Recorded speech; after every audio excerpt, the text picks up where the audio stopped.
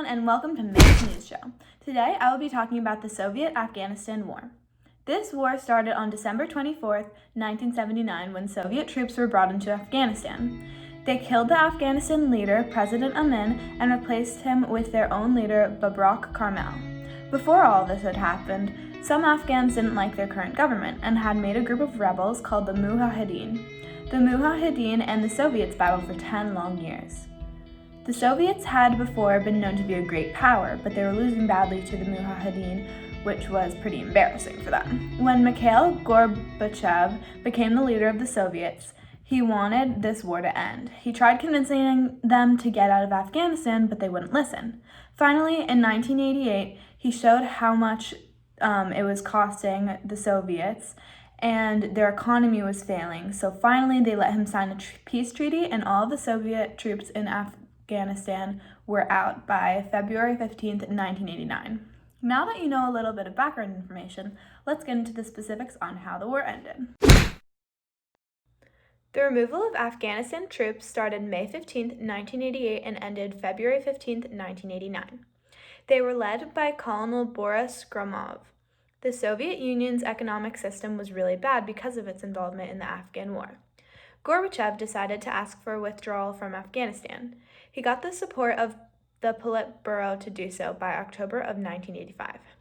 Politburo stands for the Political Bureau of the Central Committee of the Communist Party of the Soviet Union. A mouthful, I know.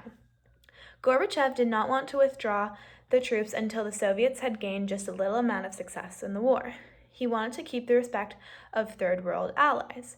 He only thought that a dignified withdrawal would be acceptable. Gorbachev had to accomplish 3 goals to pull out of the war. Those goals were to have internal stability, little foreign intervention, and internal recognition of the Democratic Republic of Afghanistan's communist government. The withdrawal was complicated because of how messy the situation was in Afghanistan. The U.S. currently wasn't going to stop arms shipments and still was supplying the Mujahideen in Pakistan. Pakistan promised the Soviet Union that it was going to prevent the weapons and troops from getting into Afghanistan, but failed to do so. While the Soviet troops were starting to back out, the Mujahideen still continued to attack them.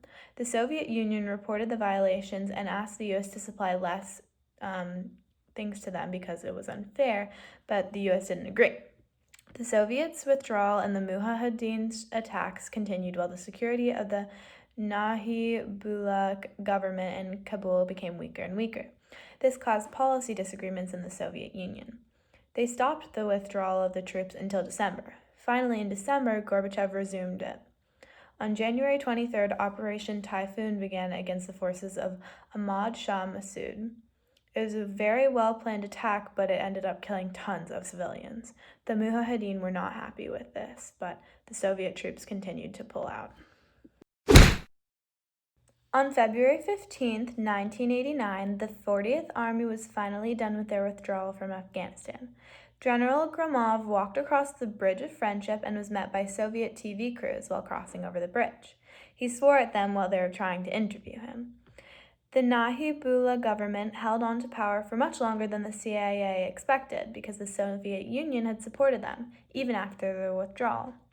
They had given them several $billion, a military aircraft called MiG-27S, and missiles.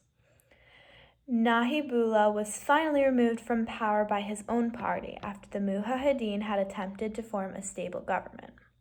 These disagreements in Afghanistan soon led to the development of the Taliban, which we know about today. Now that you all know more about the end of the Soviet-Afghan War, it's time for me to go. Thank you for watching. Bye!